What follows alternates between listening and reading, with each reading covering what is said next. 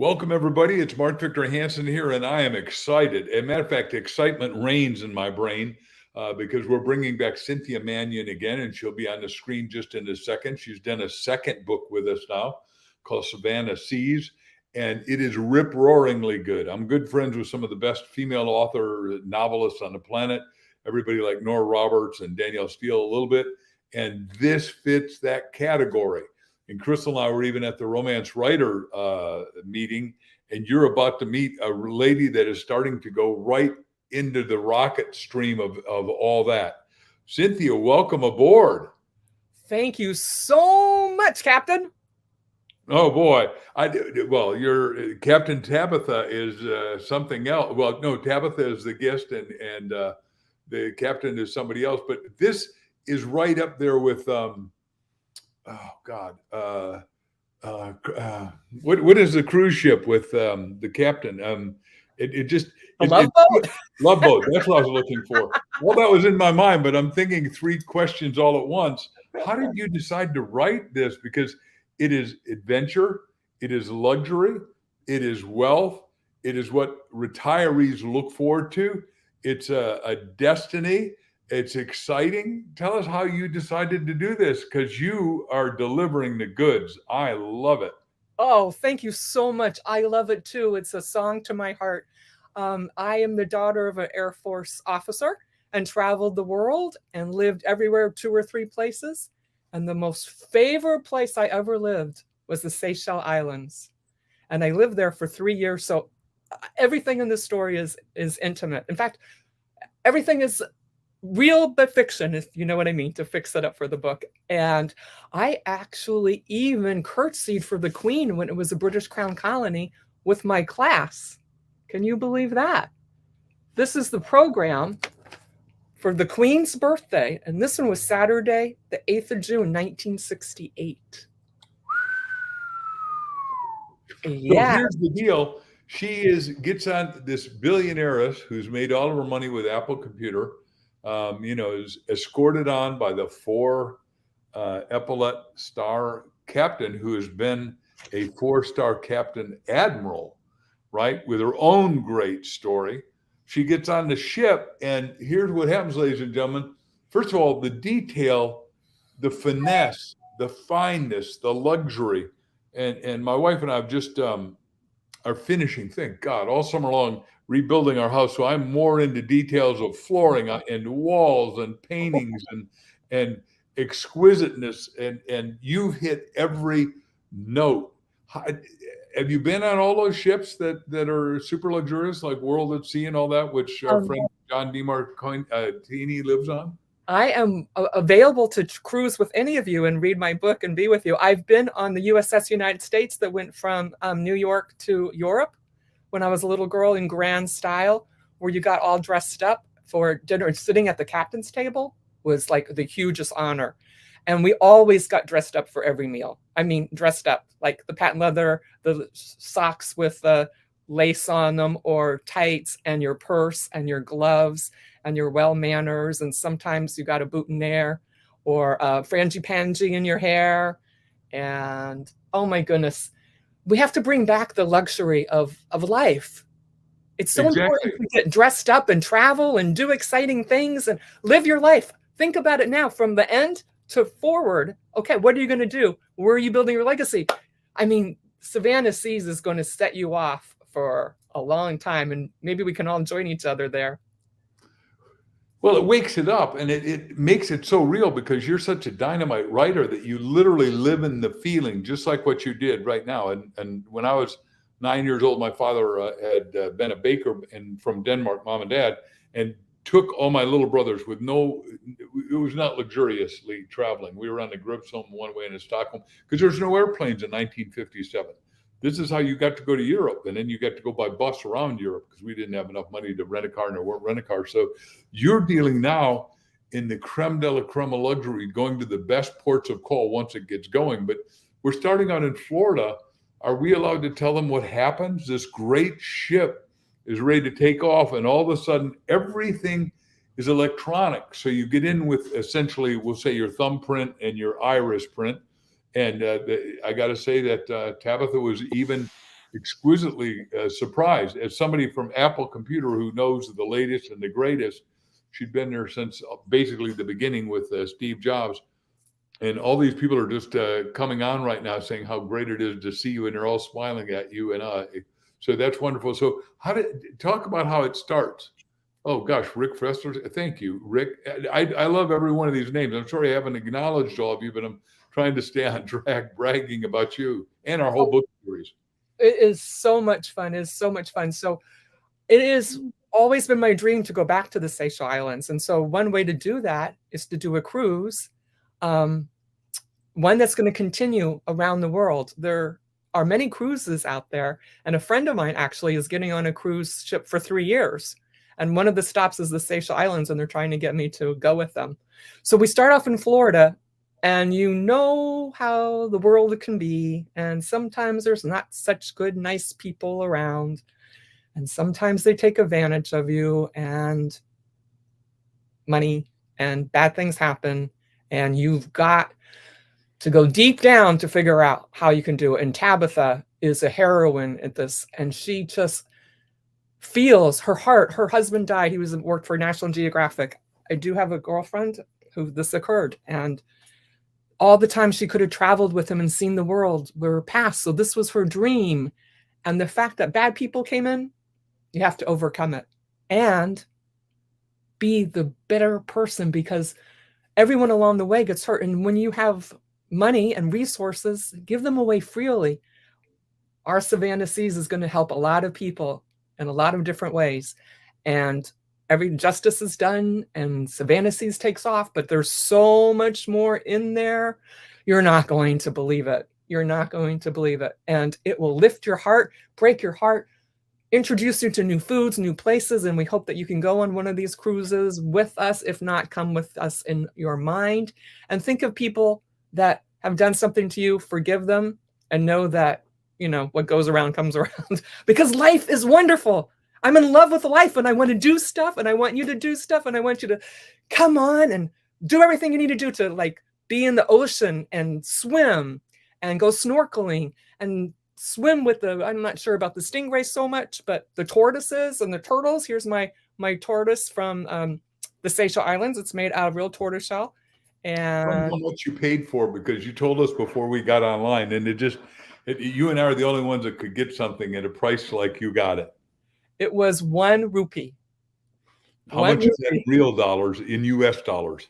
I believe it's around 25 cents. It was even less when I purchased it with my allowance. So, by the way, ladies and gentlemen, this is a page-turning book. You're going to love it. It is a book that will entertain, and it will enlighten, and it will excite, and it will get you to travel. And what Barham just asked is a question that went across the screen. I want to make sure we don't miss it. It's vivid, it's fun, and does storytelling do it? Well, yeah, all life is a story, and what you've done here is compress the story in an irresistibly readable style. So you want to know what's going to happen next, because it is predominantly women, predominantly leaders, predominantly husbands that have predeceased them, right, at the front end. And what happens is, take it away. What happens that we're allowed to tell them? So they want to, I don't want to give away the whole story. I know the whole story start to end. Well, first of all, new friendships are formed, stepping out of your boundaries, doing something new, getting on a cruise ship. And then you realize that there's more to life than just sitting on there and being in the sun, basking in there's so much that you can do with your resources. And first of all, let's learn how to document our story. You know, we're doing a lot of social media. Let's share, let's educate. And Tabitha does that. And we have our captain, who was in the Naval Academy, which is right down the road from me. So when we first started this book, actually, there wasn't a high-ranking officer running the Naval Academy, and now there is. I was like, oh, I should have gotten the book out earlier. It's so fun. It is so fun. But women and men going inside themselves and going, wow, let's appreciate the world. Let's appreciate nature. So many people don't even know about Seychelles, don't even know how to treat the oceans all over the world. with the respect that they deserve. And you can get bitten if you don't, or hit with a stingray, or you could accidentally step on a sea urchin. That's not fun either. But you have to respect all of life, all of it, even the little bugs that fly in your room, or the decals that are crawling on the walls. And it opens your imagination to what you can do. They're going to let everyone know about their tour. Senior citizens, what is it? Senior Citizens on the Sea.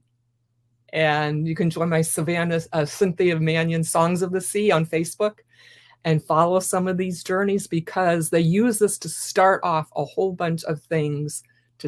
Not a whole bunch of things. Okay, they're going to, first of all, they start by saving or helping to save a natural preserve, because the world's getting so overpopulated and building that you're going to lose this pristine, beautiful beaches. Mahi, Island are the most exquisite beaches in the entire world, the most exquisite sea life in the entire world. Some people believe that Island, which is one of the groups of the Seychelles Islands, is the Garden of Eden. I think I talked to you about it before, Mark, about the Coca de Mir, which I have one here if you want to see it again.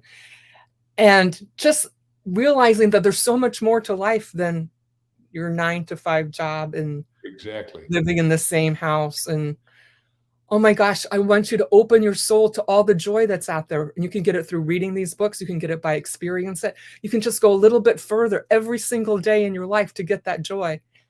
And be kind. And you know what? If you listen to other people's stories, maybe you'll find someone that's been to the Seychelles Islands or the other places that we're going to cruise, or, you know, like Beach Haven, New Jersey, or Pennsylvania, or California, or Arizona, where Mark is.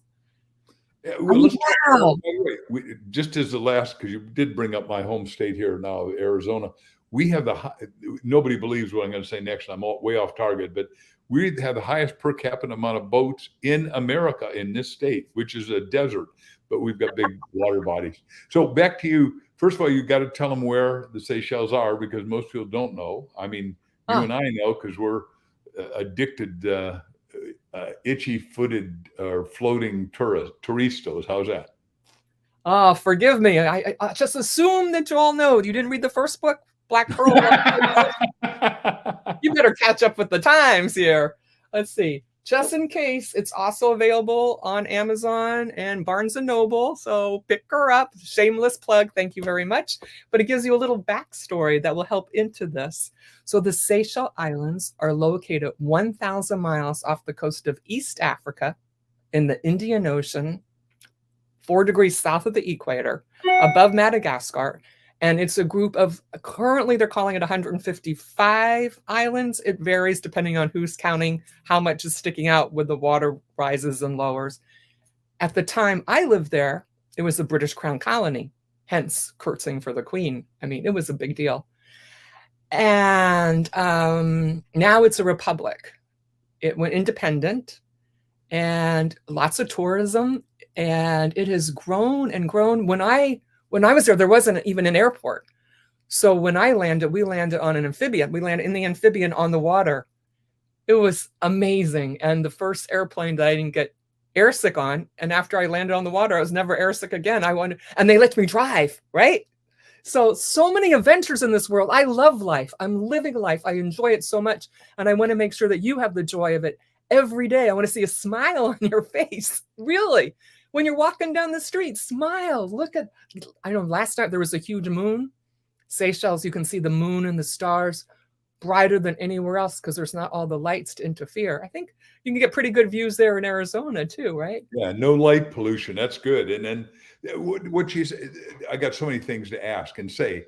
Is it, first of all, I want to go back a couple of paragraphs. She said we got to save the oceans. Ladies and gentlemen, we're doing a couple of books on just that right now at the Mark Victor Hansen Library. One is we've got a guy that has a machine. We're doing a book called Trash to Cash. We take all human garbage and turn it back into a resource because molecules never change. So metal to metal, glass to glass. But the big one, it's killing the fish.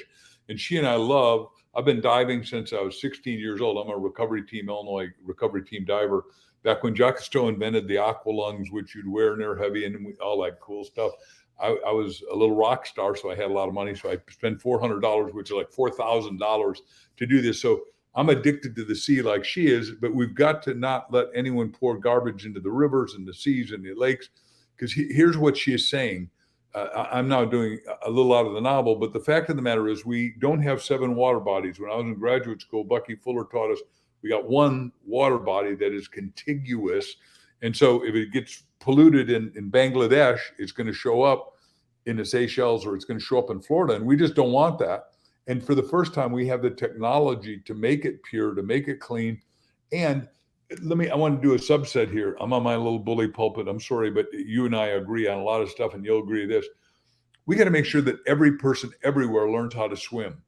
And you want to swim when you're in that beautiful turquoise or blue or green or warm water that is bathtub warm, maybe warmer sometimes, but and you will get addicted to seeing the fish, which are just every brilliant, radiant color. And I owned a tie manufacturing company at one time. And I was taking pictures under the sea because I said, wow, I want to make a tie like every one of these fish, because like every thumbprint or fingerprint is unique, every fish print is unique. Mm-hmm. And by the way, it says here, correct, Grace says Cynthia sparkles, and you do. And not only do you sparkle, but your book sparkles. And because she lives, I'm now in editorial, but because she lives in the joy of life and the joy of living and the joy of sharing, it gets it. And now our dear friend on the Caribbean, Melchor, who we talk to all the time, says it's like the Caribbean, rum and coke, and I want to go home. No, we're not selling booze here on this. Take it away, Cynthia. How are we going to make sure everybody learns how to swim and gets to go to the Seychelles and gets to see the grandiose beauty, the exquisite, tantalizing, enveloping beauty? Because when you're in the ocean, it envelops you, and you only have trouble if it comes in. If it's on outside and you're swimming in it, it's just spectacular. Well, everybody, you can start at your own home. Make sure that everyone that is in your children know how to swim. There's lots of pools around. There's lots of lessons around. Make sure that you know how to swim and all your people know how to swim. There's a surprising amount of people who don't know how to swim. If you go to someone's party and they have a swimming pool, be aware of all the children. Find out if they can swim. If not, please prepare them with life jackets or a designated person or people to be watching that pool at all times, whether there's someone there or not. Step 1. Step 2, go visit your favorite body of water or the one closest to you. I mean, there's lakes and dams and rivers and oceans and seas and bodies of water, and just look at it, especially if you can hit it during sunrise or sunset. Ooh, it will take your heart to a new place, and it'll help that seed, that pearl in your heart, just sparkle with joy. The water is your friend and your enemy, like fire, right? Great master, terrible, great servant, terrible master. So you must always respect the ocean, whether you're on a boat, a ship, a dinghy, swimming, surfboarding. It is very important to always be aware of where you are, who's around. They say don't swim by yourself, and they mean it for a reason. And I actually got in trouble once for swimming at dusk with a pile of dolphins, because then they said the sharks come. So you really, really, really, really, really have to be aware and let everyone know where you are. And I bet if you're a good swimmer, you can find a couple mermaids you can go swimming with, and we can have a jolly good old time, because mermaids are really, really strong swimmers. You know how strong you have to be to hold your air underwater, even if there's a breathing tube around, and you have to carry your fins. And we want you to take your daughters to see those cute movies and let them know how to swim. So if they see the mermaids swimming, they'll definitely want to get tails and learn how to swim. So you can get them doing it that way. You got to make it fun. I actually taught my mother, Frances, how to swim when she was in her 40s. Actually did it did we do it in Fort Belvoir or Keesler? Oh, it was Keesler Air Force Base, Biloxi, Mississippi. And she did not know how to swim. And I taught her how to swim. My brothers and sisters helped. They were younger then. It can be done at any age. And for your older people, nothing like doing a back float and just treading water and getting your body in the water, because you become more, you weigh less. You'll be like, wow. And your body just floats and You can float like a mermaid.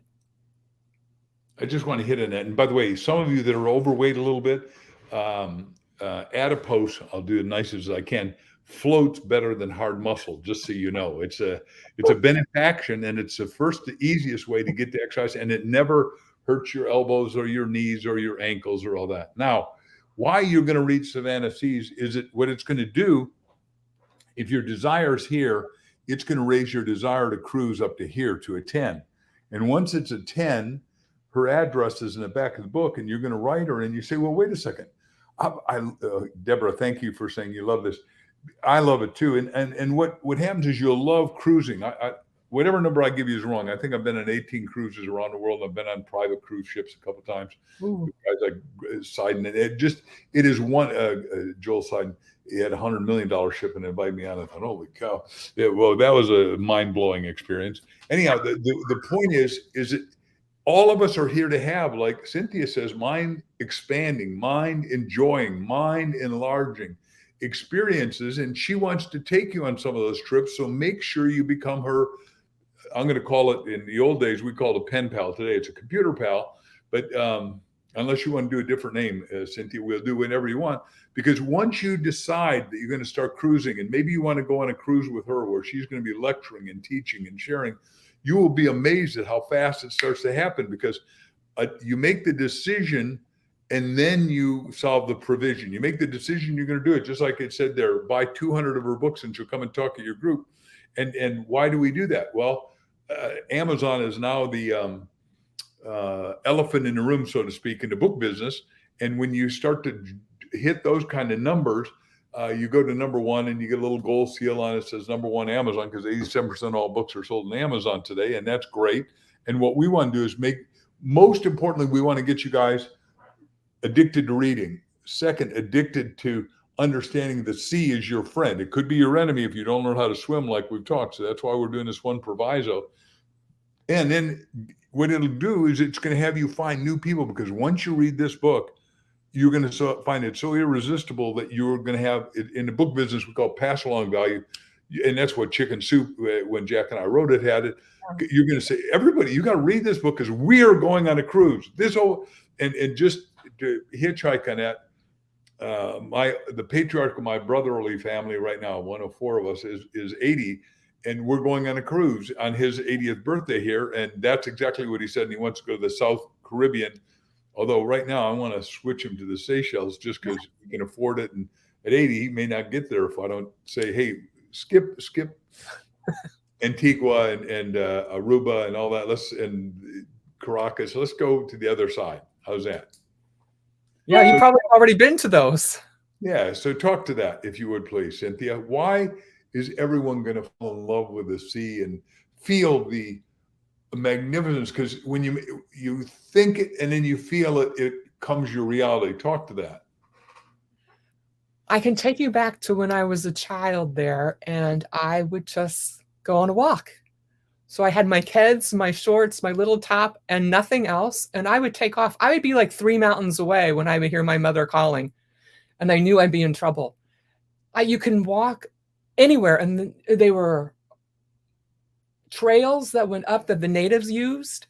And if I got thirsty, I took a palm leaf and folded it and dipped it in the water and just drank some water and kept on going. If the natives didn't get them all, there were bananas in the tree, so you could grab a banana. I didn't have my pocket knives then, but you could just get a coconut and cut it down and eat it now, because I have my machetes and I have my pocket knives. But the land is pristine. There is no garbage. It actually looks like it could be prehistoric it's untouched land. It is exquisitely beautiful. Like Jurassic Park, but no dinosaurs. Right. There are, fruit bats and the black parrot. When I lived there, there weren't so many birds because the natives had eaten a lot of them, but now they have a bird sanctuary and they've replenished a lot of their birds. You can go to the mountain where I lived. It was La Misère, which is the top on Mahi, the largest island. Victoria's down here, and then Mahi is and the roads were The roads were impassable for 2 cars, actually. There's a couple pictures of my dad hanging off the side of the, oh, I probably shouldn't say that, in the station wagon that he drove, because he went around the corner. And I mean, the drop down there, you probably wouldn't survive. Granite rock formations. It is exquisite. Vanilla is, you can go to see the vanilla being done, the coffee beans, the tea. The food is exquisite. Everything's fresh, fresh, fresh. Like, I don't know how to eat canned food, really, even still, because I always want it fresh, just fish, just caught, just brought in. Sunsets and sunrises. We used to stand, well, Dad would beat me in ping pong first on the veranda. We lived in the souvenir house in La Misère, which the natives thought La Misère was for the misery, because they thought it was so cold up there, where we had to possibly put on a sweater some nights. But we would all, Dad would have a Manhattan. I think they were both, Mom and Dad were drinking Manhattans then. And Dad would beat me at ping pong.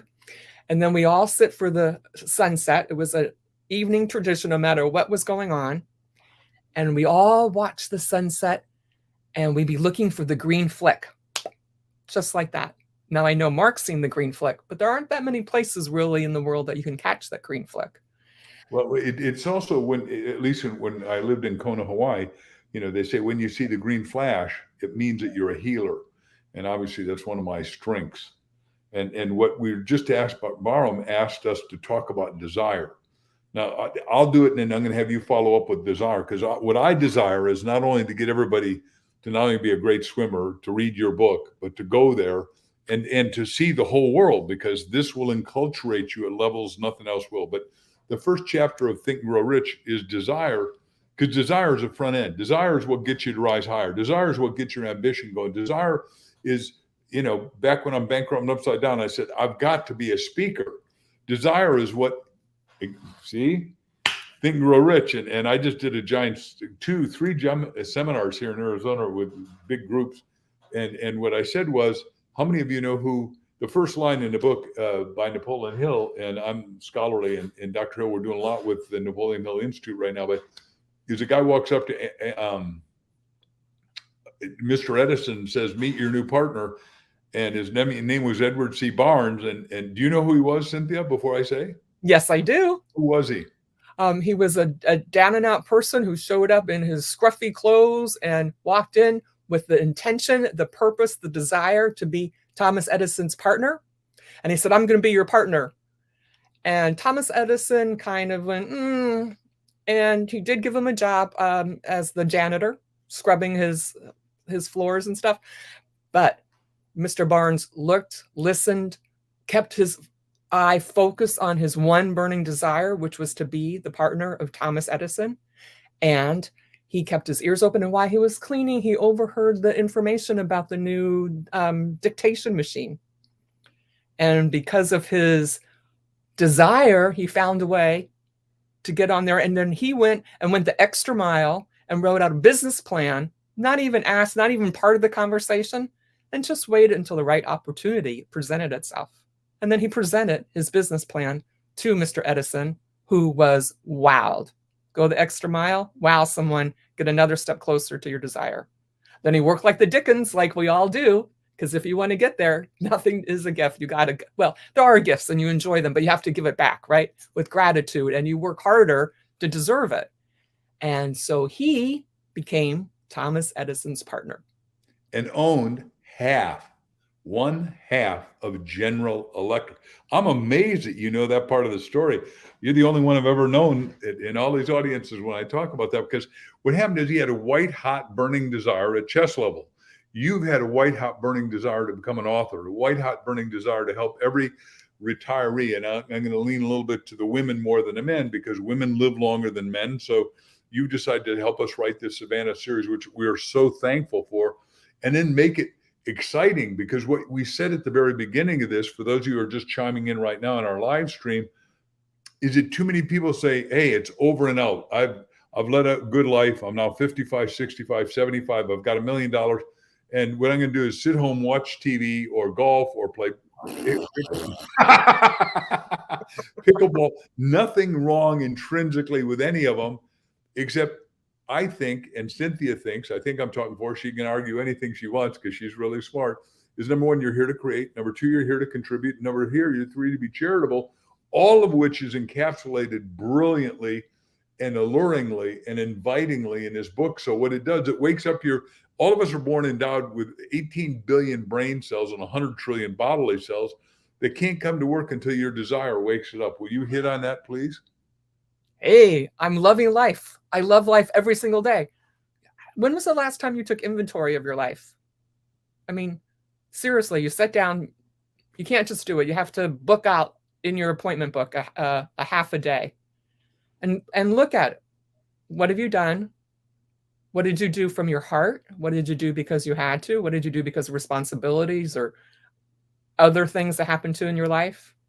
And then where's that seed from when you were little? What did you want to do? Okay, so you're at this point right now. I'm 21. So my 21-year-old self is looking at me and okay, so here's the end. You know, they say you have a definite amount of days. So if you pick out I'm going for 113, it's a good number.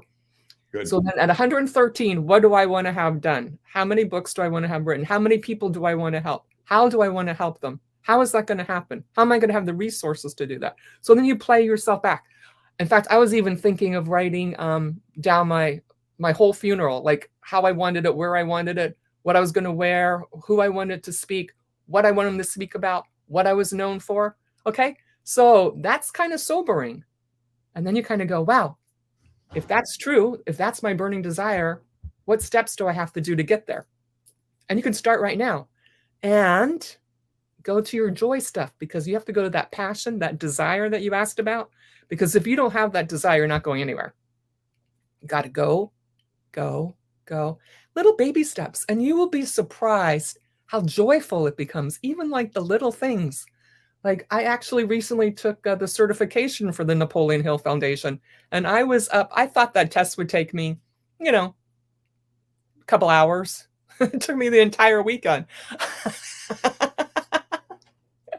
You got to work. I mean, I had done all the work for like 3 or 4 months and I thought I was in great shape. And then I looked at the test and I went, cancel all activities Friday, Saturday, Sunday, because I'm turning it in on time and I'm acing this thing. So you've got to put in the work. You've got to read. You got to surround yourself with like-minded people. You don't want to be with people that are constantly dragging you down. You want to be in a tribe that adores you. You don't want to be tolerated. You want to be celebrated. So take a look. What are you doing? Where are you going? Do these things line up? There's a lot of things that I do, too many things. I'm trying to move into my soul purpose and move forward and stay in line with that. So if you look at that, where you are now, where you want to be, what you're doing that is helping you get there, what you're doing that's not helping there, and what really brings you joy. I find immense joy walking my dog early in the morning and watching the sun come up. I find immense joy at sunrise yoga, immense joy. And then my mind goes, I have so much stuff to do. And I'm delighted. And you start off with a smile and you start with people that you adore and you want to know more about them and how you can help them. And you go, I know so-and-so, they might be able to help you with that. And you dodge off their name to them. And we are in a relationship connection and people and feeling and touching and hugs. Find that little seed. Because you know what? There's so much more that you can be doing for yourself, for your family, for your community, for the world, for the fish, for the oceans, and for anyone that you know who doesn't know how to read or swim. Well said. I really like this 113 coming back. My goal was 127 with options for renewal, but I never thought about writing who I wanted to have at the funeral and what they should say and what songs and how I should be attired. But I will add just one more thing to that and then you get to vamp on it again. Is it every one of you, as you know, I've been the spokesperson for the last 20 years for the Red Cross, American Red Cross. We're out of blood. When you transition, there's a lot of stuff you want to give. You want to give your money and you want to give your values and your principles, philosophy, and trials and tribulation in writing. But the other thing you want to do is you want to have your blood tapped out, assuming they know you're dead, right? Because you got 9 pints of blood that are really useful, and every pint of blood saves at least 3 lives, and it saves it that quick. So And this guy just wrote, I remember again said, you can only play so much pickleball. That's great. Thanks, Jay Skinner. That's true. Pretty soon you get tired, especially if you're a beginner at pickleball. And we have it at our club all the time. I think there's probably 12 games a day you could participate in, but no one could do that many. I don't think. I don't know for sure. But back to this, is it you want to give during your life and then you want to give after your life by leaving an elegant plan and everything you want, like she just said, in writing. And what Savanna Seas is going to do, it's going to inspire you so much that you're going to go on a cruise with her. During the cruise, she's going to have you literally write out in your journal where you were, where you are, and more importantly, where it is you want to go to make what is it going to be fulfillment in all 7 areas of your life: spiritually, mentally, physically, financially, socially, culturally, all the enrichment, because you're not here. The only people that are bored, as Cynthia will tell you, are people that are boring. And why in the hell would you be boring? Because if you do all these exciting trips with Cynthia, you're going to have a lot to talk about. You're going to have a lot of new friends, and the friends are going to be lifelong. And I'll just give you my quickest example. When I studied, I was a student ambassador chosen by the state of Illinois to go to India. The guy from Massachusetts, Byron Tucker, 50 plus years later, is still my best friend. We talk almost every day or every other day. And we've literally traveled with our wives around the world, and we don't ever plan on stopping. And we're all 4 of us are in good health, and the goal makes it easy. And let me just read what Jay just wrote. Cynthia is a way with words that makes reading easy for people like me who don't generally like reading, because I'm an audiobook guy. Well, you can get it in, we'll let you have it in 4 forms. You can have it audio, you can have it electronic, you can have it hardbound or softbound.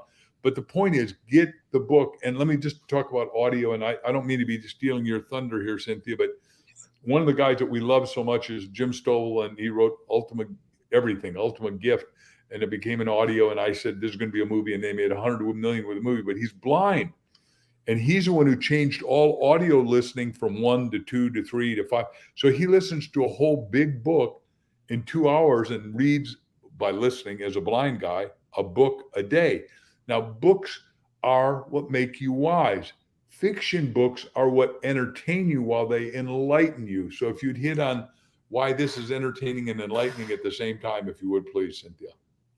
Well, as a matter of fact, one of the people who read my Black Pearl book is very IT savvy and very into the savvy world. And she kind of read it just because she was at the beach and I gave her a copy, right?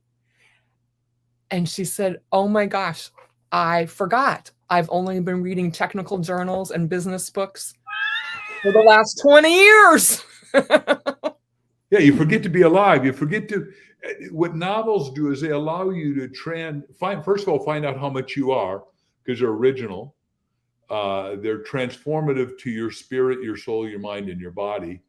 And they get you to wake up to what is possible.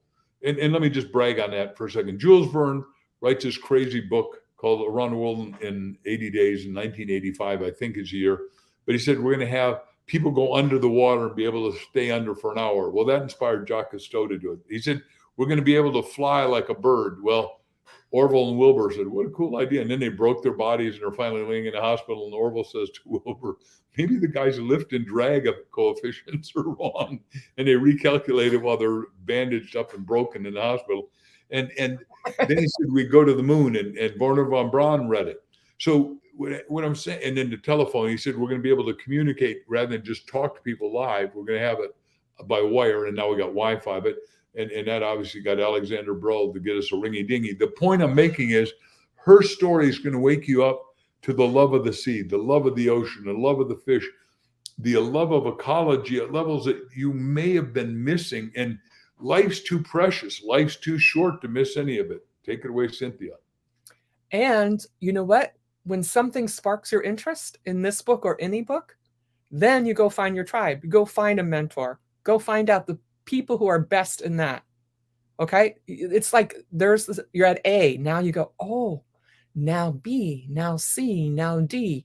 And you reach out to Don Green of Napoleon Hill, Right. Northshire, actors, actresses, people who are giving public speeches, Mark Victor Hansen, Crystal, his beautiful wife, Carol, who just put on a magnificent event in Milford, Pennsylvania, artists, IT guys, AI guys, and learn more, and then you elevate yourself. So once you get there, then you're like, oh, and be grateful, thank them, get the next seed, and go to the next place that you are meant to be, because you are a gift. You didn't beat, as Glenn Morshar likes to say, you didn't beat 500,000 sperm to get born. You are already a gift. You're already perfect just the way you are.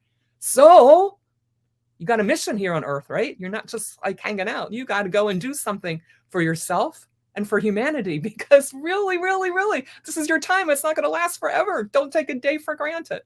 Don't take a breath for, there's bad stuff. Take a breath. Because you are amazing. I am amazing. We're amazing. And then you get past it and you get a good night's sleep and you realize that there are other options, and you write them out and you go find your next mentor, your next tribe, or your next group of people to inspire you. And while you're going that way, you bring a few others along with you, and a few of your friends and a few of your friends. And pretty soon we'll get the whole world smiling with us. And what she said is so accurate, because first of all, you read and you change your world. Then if you can get somebody else to read it, you help change their world. And then, like, she's now building a group of people that's going to travel on these wonderful cruises and learn with her and the other people she's going to bring with her. And if you get them to do it, we can get the whole world to cruise. We can get the whole world to change. And by traveling, you get rid of a lot of things. Mark Twain, who's really Samuel Clemens. But what he taught me was, the minute you start traveling, you get rid of your racism, you get rid of your bias, you get rid of your bigotry, you get rid of your ignorant, you get de-ignified, you'd say. You get rid of a lot of stuff. Now, obviously, Cynthia's dad, and we salute him as a great military guy, was a great guy. And now she lives down the street from a really superstar epaulette-wearing admiral. The point of the matter is that every one of us has to wake up that desire to travel, because here's the heartbreaker, and I know you'll go along with this. 67% of Americans do not have a passport. And you go, wait a second, you haven't been out of the country? What the hell are you doing? Like, I've got relatives that have never been to Mexico or Canada. And now there's some problems with each, perhaps. But the point is that you got to go, and you go, wait a second. No, we need to see the whole. Look, it is one world. We all live together. We're on a little planet, 25,000 miles circumference, 8,000 mile diameter. It's your playground. It's my playground. And it's inviting you. And the more we learn to live, I wrote it once. The more we get together, the more we learn to live together. And we don't need any war. Either war, my teacher, Bucky Fuller, said, either war is obsolete or man is. And the way we do it is we start to travel, and you start befriending people, and they become your, I'm sorry, I'm using an antiquated term, pen pal. If you got a new term for that, Cynthia, because you're a techie, give me a new term, because I got to get rid of that old verbiage. But when I was 9 years old, I had a pen pal in Denmark and a pen pal in England and a pen pal in Africa. And now I've got all phone pals and everywhere around the world in 180 countries. Heck, better yet, call them up for coffee or tea and go meet in person wherever they are in the world. Yeah. I wrote the foreword to an endorsement to the book called Never Eat Alone, because you need to meet with people all the time, and it makes your soul grow, because you can only know as much as the people that you get to hang with. And Andrew Carnegie, who taught Napoleon Hill, who taught what you were learning and where I've been able to teach, he never did his first miracle. Jesus didn't do his first miracle, water and wine at Cana. He had 12 disciples, synchromesh, going the same direction.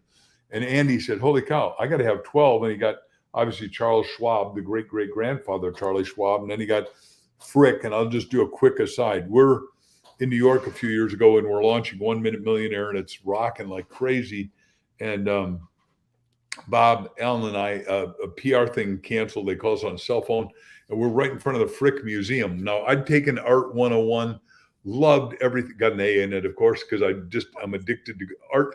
The top of Maslow's hierarchy is not self-actualization. He had two above that. One was beauty, and the other is truth, which is fascinating. Most people never teach or learn those two.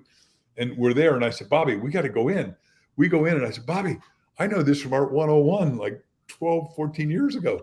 And it was astounding that I could see it. But what Cynthia's saying is, when you go on these trips, you're going to see it for yourself. It's one thing to read National Geographic and think, well, those are places I'll never get to go. When you read her book, it's going to heighten your desire. As you heighten your desire, you're going to show up in places you didn't ever think you could get. And Cynthia and I are agreeing, you deserve to see the whole world, and the world wants you to see it. Cynthia? And while you're there, be fully present. Don't be on your electronic devices. Things are your presence. Your presence is a present to the people who are there, who have a different story, a different framework, and something else to offer your heart or your soul, or for you to learn. Yeah. And just think the other opportunities that you will learn when you step outside your comfort. So I've got presence and aliveness. Presence and aliveness. And guess what? You can do it right at home. You can do it on a walk. Do you know your neighbors in your neighborhood? How often do you walk around and say hi? Seriously, you could start right there. Take a class.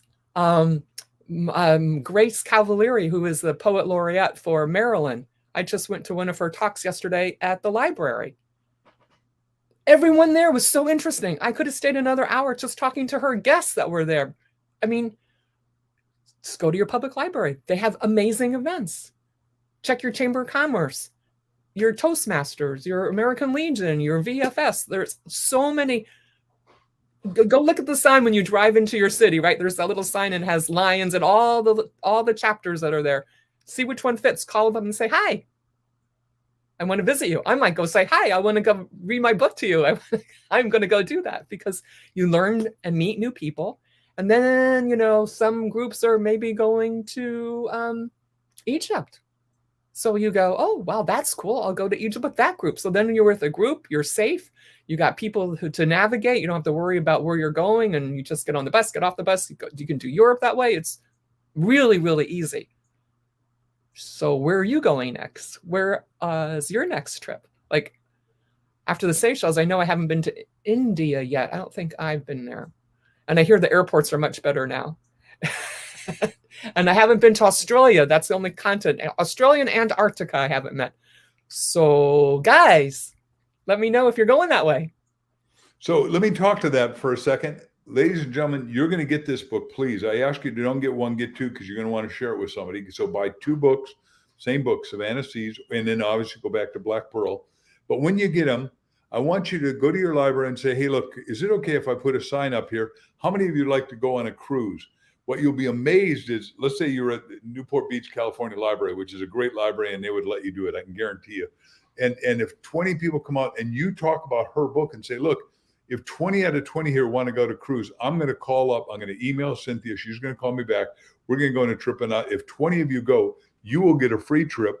And Cynthia will be the leader of the leader. But remember, we're going to have 10 people do that, 20 people each. There's the 200 people. There's not a cruise line in the world that doesn't want to have 200 extra people. And you'll find a surprising cruise. Because one of the fun things we used to do with Bob Allen and I, when we took people on all these exotic trips, and we charged a lot of money, but we got to meet with the president of Kenya or whatever we were doing and see all the musical instruments that nobody had ever seen. We'd say, look, once a year, we're going to do a surprise trip. We're not telling you what to bring. We're not telling you what to wear. You just get to come and you'll have to reattire once we get there, sort of like James Bond or Reacher, right? If you read those books or watch those movies. And it makes it fun and exciting because now you're living at the edge of your life. And I'll just hit that real quick. When we ran out of money in India, and I'm a kid, I'm 21, and there's nowhere to cash a check. There's no such thing as credit cards. You can't call home less than 6 hours. So you got to live by wit's end. Byron said, watch this. We went to the Maharaji's house. He invited us in and we stayed for a week. I won't go through all the details because this is not that story. But the point is, the point is, there's a lot of people that will welcome you in. And like, I'm sure that Cynthia has been sitting at places like in Florence or Milano. Crystal and I were in not long ago, Italy. And we're sitting there and this guy happened to be a medical doctor with his wife next to us. And he just talked on and he said, well, why don't you come to my house and stay? I said, no, we're staying at a hotel. But people will open up their heart, their life, and host you at levels you can't start to believe. But you've got to be open to it. Cynthia? And you have to learn to travel light. Yep. And ship your pocket knife so it doesn't get taken away from you at the airport.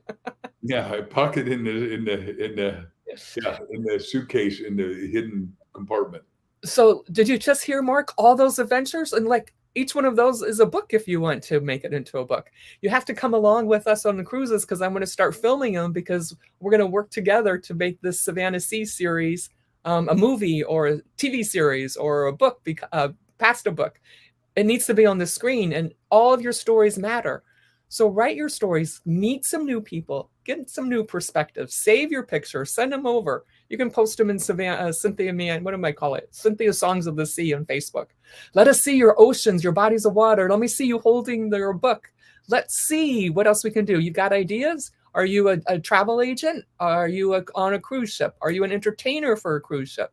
Let us know. There's so many things that we can do. I need you. Come on. Well, life is for living vitally, and it's too important to end up looking backwards and say, "This, I could have done that." One of the books I'm writing right now, a guy in this story I've written, it goes to heaven, gets there, and the house has his name on it, and he says to St. Peter, "Can I go in?" And St. Peter says, "Yeah." And he sees all these boxes, and they've all got his name on it. He says, "What? Can I open them?" He said, "No, those are things you could have asked for and done when you were living, if you weren't so afraid of your own shadow, because you either got faith or you got fear, and fear is substance of going on to trips, and substance things hope for, evidence things not seen, and we want to have you see the big life, see the important life, so you can be it, do it, have more fun, and go on these cruise ships. Every cruise I've ever been on, I've enjoyed beyond thoroughly. You dance even though you can't dance. You sing in karaoke though you can't sing. You watch great shows that you probably couldn't have afforded to see on Broadway, and you find out all those entertainers are earning their wings. And after the show's done, you get to meet every one of them. And then a lot of times they're eating lunch in the same cafeteria or the same restaurant or the same lounge that you are, because they got nowhere to go. They're on the ship going from port to port too, most of the time. And you're just going to have the time of your life. And that's what reading Savanna Seas does. It's going to wake you up from a good life to a phenomenal life to an extraordinarily, exquisitely alive, vital, and important life. So get ready, grab your book, grab your sunglasses, grab your hat, and get prepared. So what do you need to get prepared? You need to make sure that you are healthy. You need to make sure that you have all your medications all taken care of, and you see your doctors and your dentists and whoever else you need to see. Get all that in line. And I'm shocked by Mark saying 68% of us don't have passports. Okay, so there's a lot of passport offices. In fact, one of them is my client I consult for Omni, and they are one of my clients, as a matter of fact. And I know people, they can help you get your passport. Please get that. Okay, then make sure everyone knows how to swim, right? Make sure that you have everything that you need. You can pack up your house or have someone take care of it for you while you're gone. So you get all your stuff in order and all your papers, and make sure you take care of your legacy and your will and all that stuff. Get everything in order so you can be free to enjoy Savanna Seas with us, because we're going on a ride, and you need to do the preparation now. Not just for us, but for yourself, because you're important and you've got a bigger story to tell. Because you are amazing. I am amazing. We are amazing. And we don't want to go with boxes still left in heaven, do we?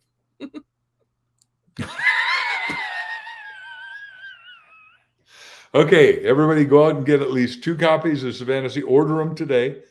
You get them in Amazon. You can get them in every bookstore in the world. And I know we've got people on from Australia where you haven't been, and they're going to be sending you notes saying, I live in Brisbane, which is the Gold Coast, and you must come here. And then when you're there, you want to go meet, the people that Crocodile Dundee showed up at the very top, and it is quite a fascinating country. Every place is fascinating, and the people are all wonderful by and large. Jim Rowan said there are only 6 or 7 really bad people, but they move around a lot. Plus, you know what? If you don't quite have your passport yet, don't wait. Start this weekend. Go find that body of water. Go find a mountain to climb. Pick a flower, plant a tree. Bring your plants in so they don't get cold for the winter. Water them. Water yourself, water your soul, because there's adventures in the grocery store. Hold the door open. right? Even if they're far away, hold the door. You will not believe the big smile you get when you hold the door open for someone. You're like, oh, especially if it's like extra far, and they're like, oh, thank you. And you know, you make that person feel special for the rest of the day. It's a little gift, costs you nothing, but it brings joy to you. It's so much joy. It's amazing.